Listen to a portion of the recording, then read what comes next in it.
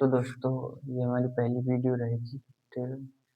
और हम इसमें आपको ये जो फ्यूचर वाले रैखिक समीकरण दिए हुए इनको हम आप हल करके दिखाएंगे। और हम दो समीकरण आपको हल करके बेहतरीन तरीके से सिखाएंगे। तीसरा समीकरण आपको करना है। फोटो है ना हमारे सही है, ठीक है। तो देखो, जब हम कौन सी विधि से हल करना है, विलोपन विधि से हल करना है। विलोपन विधि से जब हल करते हैं तो हमें देखना होता है कि एक्स एक्स बराबर कर लें या वाई वाई बराबर कर लें। इसका मतलब होता है कि 2x है तो इसको भी 2x करनी है, या ये 3y है तो इसको भी 3y करनी है।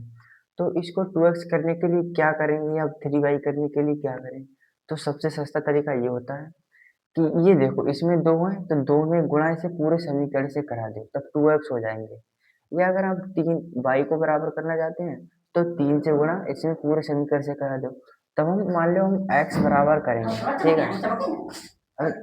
अब हम x बराबर करेंगे, ठीक है। तो गुणा 2 से कराएंगे इसमें। देखो, तो 2 से गुणा x में कराएंगे तो हमारे पास हो जाएगा 2x। 2 की गुणा y में कराएंगे तो ये हमारे पास हो जाएगा 2y बराबर में। अब हमें 2 की गुणा 5 से भी कराना है। अब ऐसा नहीं है, कुछ बच्चे क्या करते हैं, इसमें तो करा लेते हैं, इसमें भूल जाते हैं, इसमें कराएंगे तो इसमें भूल जाएंगे। हमें करना है पूरे समीकरण से। ये देखो, समीकरण 1 की गुणा हो रही है 2 से, यानी कि पूरे समीकरण की गुणा करानी है समीकरण 1 से। अब देखो, 5 की 2 से होगी, 2 पंजे 10। अब ये समीकरण हो गया हमारा, इसे हम समीकरण 3 मान लेना, ठीक है।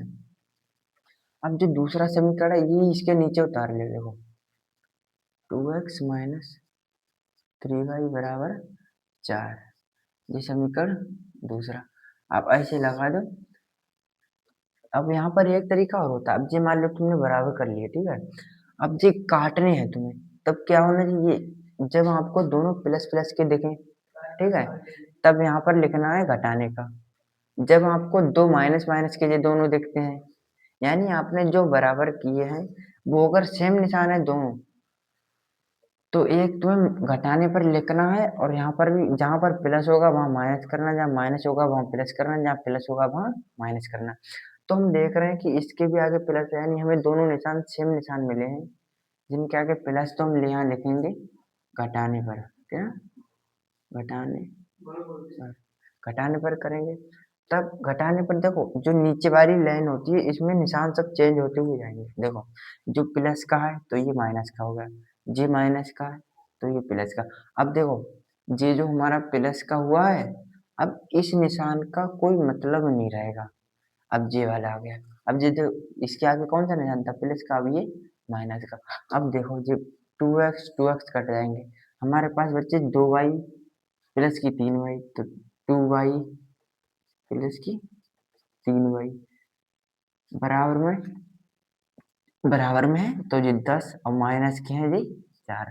तो हमारे पास 2y यानी जोड़ लेते हैं, ठीक है। तो 2y या 3y कितने भाई, 5y बराबर, घटाएंगे तो 6 बचेंगे। तो हमारे पास y का मान आ गया है 6/5, ठीक है। भाई हमें y का मान मिल गया है। अब देखो, y का मान हम किसी भी समीकरण में रख सकते हैं और हमें x का मान मिल जाएगा। तो हम देखो यहाँ पर लिख देते हैं y का मान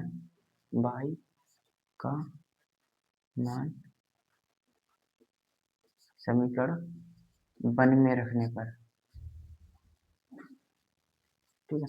अब 1 में रखेंगे, देखो तो क्या है, x प्लस y है, तो y की जगह पे क्या रखेंगे हम, 6/5 बराबर में 5। x का मान निकालना है, तो x का मान निकालना, x इधर रोक लेंगे, बाकी हम पक्षांतर कर देंगे, तो प्लस वाली चीज उधर जाती है तो माइनस में हो जाती है, तो आपको पता ही होगा, ठीक है। तो ये 5 आ गया, इसके बटे 1 मान लिया। अब भिन्न करा लेते हैं, ये हम सेम इसको ऊपर लिख देते हैं, ठीक है। देखो, यहाँ पर लिखा है x बराबर 5 माइनस 6/5। देखो, अब हम भिन्न कराएंगे, इसके बटे 1 मान ले, तो x बराबर 5 ही 5 25 माइनस 1 एकम, तो 6 हो जाएंगे बटे 5, ठीक है। तो x बराबर हमें मिलेगा 25 में से 6 जाएंगे, कितने बचेंगे, 19/5 के बेटे, ठीक है। अब भाई मैं करने क्या है, देखो, अब मान लो हमने ये तो कर दिया, हल कर दिया, ठीक है। हम ये कैसे पता लगाएं भाई हमारा ये आंसर सही आया है, यानी y का मान 6/5 है और x का मान 19/5। तो इसको जांच करने के लिए हम किसी समीकरण में, मान लो ये समीकरण है इतना, ठीक है, इसमें हम x की जगह पे x का मान रख देंगे, y की जगह पे भाग। अब x प्लस y बराबर 5 हुआ है, तो इनका मान रखने पर भी इधर भी 5 होना चाहिए, तो देख रहे हैं, ठीक है। देखो लिख दिया वहां पर जांच, जांच करेंगे तो देखो पहले तुम समीकरण करनी x प्लस वाई बराबर 5। अब देखो x का मान कितना ये है भाई, अरे यार ये मार्कर गिर जाता है। देखो 19/5 प्लस वाई का मान 6/5, 6/5 बराबर 5। अब 19 6 कितने हुए, देखो नीचे हम 5 हो गए, ठीक है, 5 और 19 6 कितने हो गए भाई, 19 6 हो गए मान लीजिए 25 हो गए। अब 5 एकम 5 बचा 25 बराबर 5। अब देखो 5 बराबर 5। अब देखो मैं जितने इधर है इतने इधर आने थे और उतने इधर आ गए, यानी कि हमारा समीकरण का x का भी मान सही है और ये हमारा y का भी मान ठीक है, ठीक है। अब हम आपको दूसरा समीकरण हल कराएंगे, ठीक है, ये भी हम इसे हाथ से मिटा ले रहे हैं, ठीक है। दूसरा समीकरण हल कर,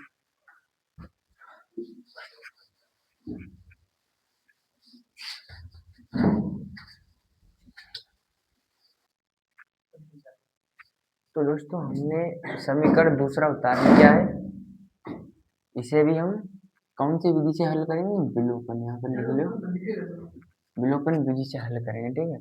दूसरा समीकरण उतार चुके हैं और उसको विलोपन विधि से हल करना है। हमने आपको फर्स्ट स्टेप क्या बताया था, हमने कहा देखो x x बराबर कर लियो या y y बराबर कर लियो, तो आप देख सकते हैं y y में बराबर दिख रही है पहले से ही। अब हमने एक दूसरा स्टेप बताया था, अगर आप प्लस प्लस है दोनों साइड में, ठीक है, तो निशान चेंज करेंगे, या माइनस माइनस है दोनों तब निशान चेंज करेंगे, यानी सेम निशान हो तब चेंज होंगे, अगर सेम नहीं है तो फिर आपस में कर सकते हैं। तो देखो ये निशान सेम नहीं है भाई, ऊपर का प्लस का नीचे का माइनस का, तो यहाँ आपस में कट जाएंगे। तब जब आपस में कट जाएंगे, अब इसमें निशान जब चेंज नहीं किए जाते तो लिखा जाता है जोड़ने, और जब निशान को चेंज करते हैं तो हम क्या करते हैं, तो लिख देते हैं घटाने पर। तो ये जोड़ने पर सेम निशान रहते हैं, कोई चेंज नहीं होता। तो हमने जो y बराबर की, मान लिया बराबर है हमारे पास, तो हमने y को काट दिया, अब हमारे पास बचा कितना, ऊपर बचा x प्लस नीचे हमारे पास बचे 3x, ठीक है। अब बराबर में इधर कितना बचे 7 प्लस 9। अब x और 3x कितने हो गए, 1x और 3x 4x होगा, और बराबर 7 9 16, तो x बराबर 16/4, तो 4। हाँ एक बात और से बताना भूल गया, ये जो होता है गुणा वाली चीज हमेशा बटे में आती है, तो 16/4, तो 4 एकम 4 4 चौक 16, तो x बराबर हमें मान मिल गया है 4। अब देखो भाई हमें निकालना है y का मान, तो इसमें हम किसी भी समीकरण में रख लें। अब देखो y का मान हमें इसमें सरल रहेगा क्योंकि ये छोटा है, फटाफट से निकाल दीजिए। तो देखो यहाँ पर लिख दें x का मान समीकरण 1 में, अब समीकरण 1 में रखेंगे तो y का मान मिल जाएगा, तो x प्लस x की जगह आपने रख देना 4, तो 4 प्लस y बराबर 7, तो y बराबर 7। अब देखो जो प्लस वाली चीज बराबर के इधर लाते हैं तो माइनस में हो जाती है, और माइनस वाली बराबर की साइड में आती है तो प्लस में हो जाती है। अब ये है प्लस में तो ये हो जाएगी हमारी माइनस की, तो y बराबर 7 में से माइनस के 4 बचे 3। लो भाई हमारा x का भी मान मिल गया और जी y का भी मान मिल गया। अब हम इसकी जांच करते हैं कि हमारे उत्तर सही आए हैं।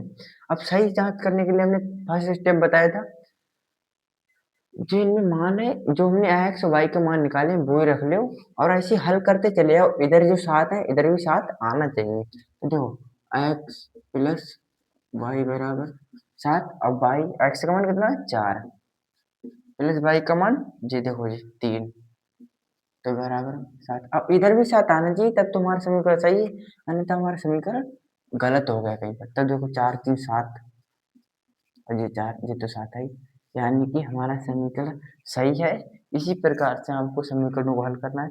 अब आपको एक समीकरण हम देंगे जिसे आपको कमेंट में उत्तर बताना है, ठीक है। समीकरण आपको बहुत ही सरल समीकरण देंगे, क्लास 10th की बुक है, ज़्यादा कठिन नहीं है यार, बहुत सरल किताब है ये है देखो, इसको विलोपन विधि से हल करके ये वाला बताओ देखो, 3x प्लस 4y बराबर 10 हो गया, ठीक है। ये समीकरण फर्स्ट है। अब ये तुम्हारा है ये भाई होमवर्क है भाई, इसे होमवर्क के रूप में करना है, ठीक है। दूसरा है 2x माइनस 2y बराबर 2, ये समीकरण दूसरा होगा। इन्हें हल करके आपको बताना है, ठीक है।